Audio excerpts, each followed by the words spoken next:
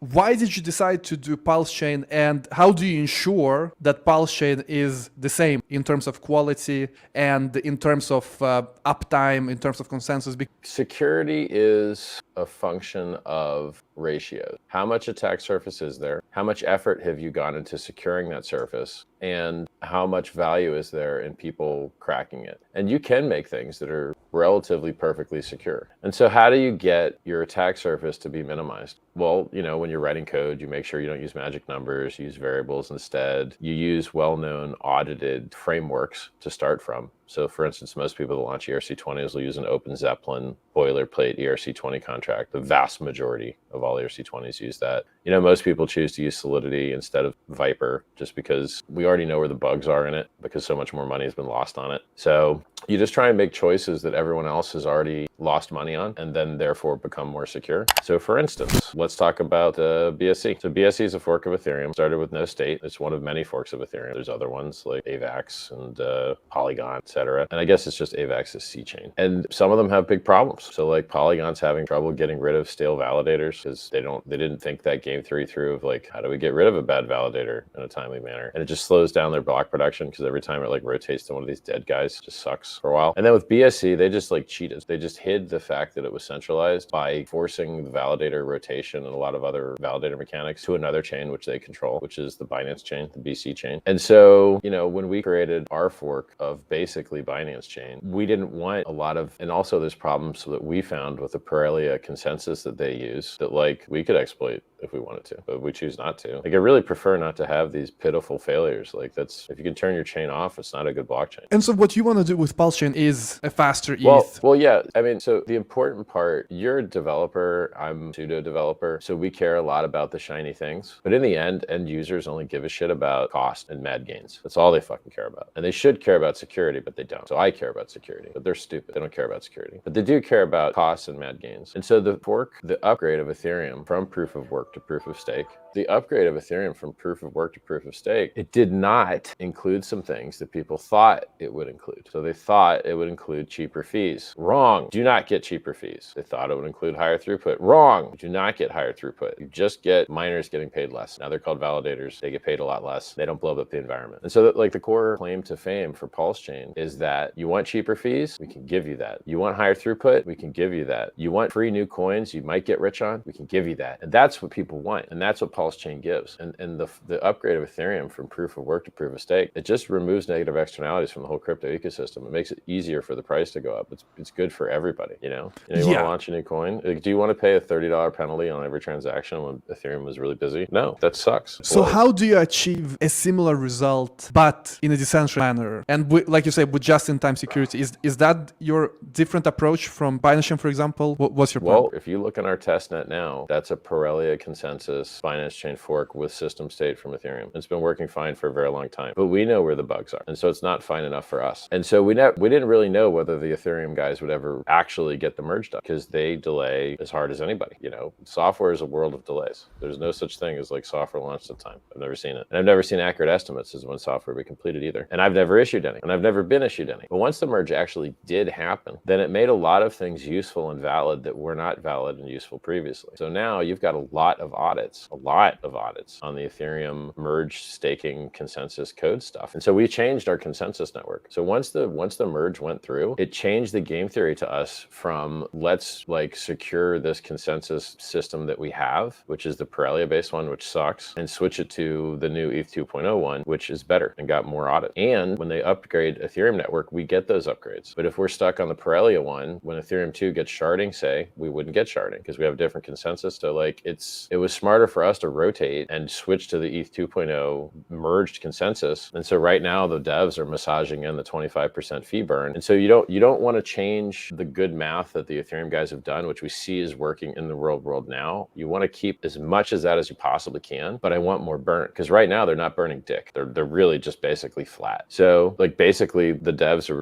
we're going to massage up the throughput a little bit and we're going to massage up the gas a little bit and it should be fine because we've got lower like load anyway. way. And then we're going to burn 25% of the fees net so that you have much more burn than Ethereum has. And then I'll feel very happy. Everyone gets to do coins, higher throughput, cheaper fees, valid and secure consensus network as audited as exists in the world, and that's where we're at. And the good thing is our code, because the merge offloaded certain parts of what Geth used to do to another EXE. And so now when you're an ETH miner, you're a validator, you run two XEs, you run Geth and you run this other one. And so because it's isolated in that way, all of our code for handling, injecting system state is still valid. So that's great. So this, you would think that it would make it longer to market because you're switching to ETH 2.0, but it actually makes it shorter to market because those audits are done and that consensus network is working live. And but so the testnet, which is live now, that's still that's fork using of the old BS. Binance Chain. That's still, yes, correct. Right. And right. the V3 testnet that you're going to see come up is going to be a fork of the real mainnet Ethereum. Yeah, and there you will massage the throughput. You're gonna increase the burn of each fee. Exactly. So we're gonna burn the 20. So whatever you would have received as a validator, we're gonna burn 25% of that. Now I need to make sure there's no little edge cases because it's a little bit complicated, all this stuff, right, with slashing and everything. So I just have to make sure there's no edge cases. But the general theme of we're just gonna burn 25% of whatever you would receive net, and that's gonna reduce supply. It's pretty valid. Okay, Pulse Chain comes along. Guess what, homie? Your coins are already over here. You don't have to bridge over. They're already here. You can bridge over if you want, but you don't have to because your other coins are already here. It's genius. You completely you don't ever have to bridge unless you really want to. But on these other networks, you have to bridge because you don't already have coins on the other side. I would say it's different because we have a history of bridges and high usage on other networks that you did not have on BCH. We have Pulsex, right? You want to use, and there's going to be Uniswap too. It comes over. All the contracts come over. Forking, it solves the problem that if I want to experiment with the same coins but on Pulse, let's say I want to trade, I want to stake, I want to basically have that asset, a copy of that asset on Pulse, then yes, it makes, I don't have to bridge, but it's not like I'm bridging value. I'm that's the thing is preloaded with coins that are test coins from the beginning. You can think that there is worth zero, but then maybe they're gonna trade up. Take a game that's priced out by gas on an Ethereum network. Now it's not priced out on gas anymore on the Pulse Chain network instantly. Well, that's awesome. Now you can play, whereas you couldn't play before. They're really different, and we have a history of every L1 kicking ass. Yes, and this is the world's largest airdrop. It's going to be a no-brainer. How do you think it will be with Pulsex. trading, liquidity? Well, I think in the beginning, until there's tier 1 listings, you're going to do most of your real value to the bank kind of stuff, bridging to Ethereum. And then once there's a stable coin on it or direct listings with exchanges, which pretty sure will happen because, one giant exchange says they want to. So in the beginning, it would be bridges, but then once people like it, I think it will be direct listings. What kind of projects do you think will launch on Pulse Chain? There's already 130 of them, apparently. I'm still a Richard Hart maximalist. So I invented Hex, I invented Pulse Chain, I invented Pulsex. Those things have ticker symbols. If you buy those ticker symbols, the prices go up. And then there's all these projects that launch on those things that I didn't invent. And if you buy those ticker symbols, well, the other ticker symbols don't go up. If people launch projects on Pulse Chain, usually they're nowhere near as good as the ones that I've invented. Sometimes they get people wrecked. And yeah, go ahead and have fun or whatever, laissez-faire and all that. But I don't promote other people's coins because they get people wrecked. They don't have as mad gains and they don't pump the price of things that I like. Yeah, but you need projects to launch on Pulse in order for that to be well, yeah, active. they are. I just don't promote them because we don't need anyone's permission. So all anyone cares about is ticker symbols and prices and trading. That's all anyone really gives a shit about. Well, guess what, guys? We got your ticker symbols, we got your trading, and we got bridges that give prices. So we don't care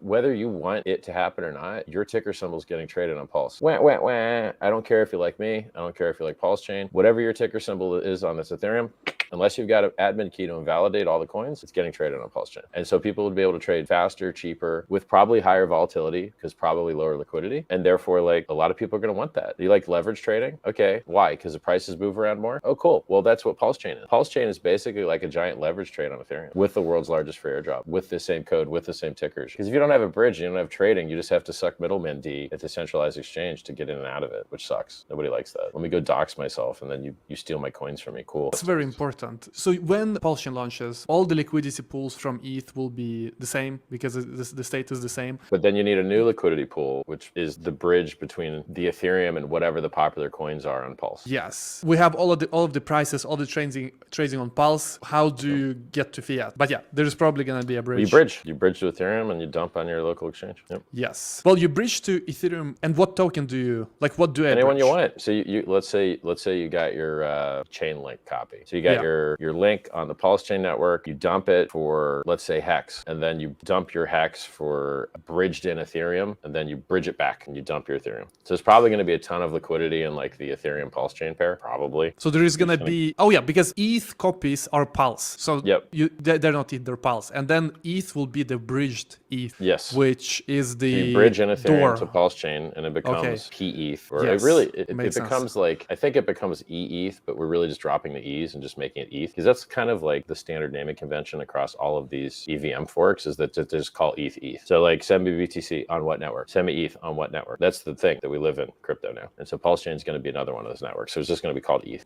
So like Link on Pulse chain is just going to be called Link, but it's a little bit different because you've got your native forked, you got it for free link, and then you've got your bridged link. So we do need maybe some letter. And so I think the bridged in link is going to be called E-Link, and the bridged in ETH is going to be called E-ETH. And then the native stuff you got for free is just going to be called Link. It's an opportunity. And a whole leverage thing, like having the same coins with the same code, with the same tickers, with the same software, with lower fees and higher throughput, and you got them for free. It's a hell of a value case. It's a hell of a value statement. I mean, it's the dream. Which one do you think will go up more? The one that's $1,500 or the one that's a lot less? And you're like, maybe the one that's a lot less. Because at some point, like literally, what is the difference between Pulse chain and Ethereum? Once they've got some users, we have more burn, and otherwise the exact same code. And so now you can choose to pay more or you can choose to pay less. It's the exact same code. The most valuable form of horizontal scaling I can think of, and it's desperately needed. People are getting murdered by fees every day. And the only thing coming to save them anytime soon is this, because sharding you're not going to see for a long time. I mean, there's got to be a lot of interest from centralized exchanges. Is that something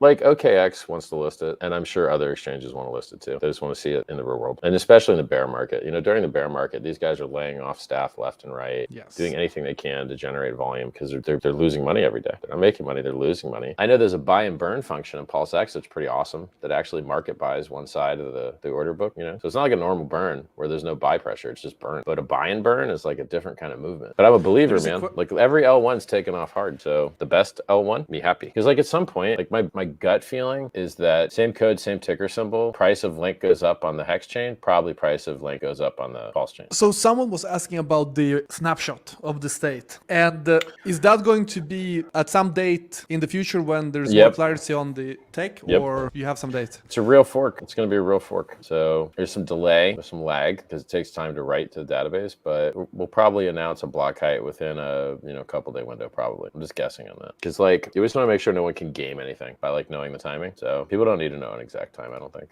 a range of times would be fine. It would even be fine if we didn't announce the time at all, I think. But I think for some people they'd like to know a time, so I'd probably give them like in this range we're trying to launch kind of thing.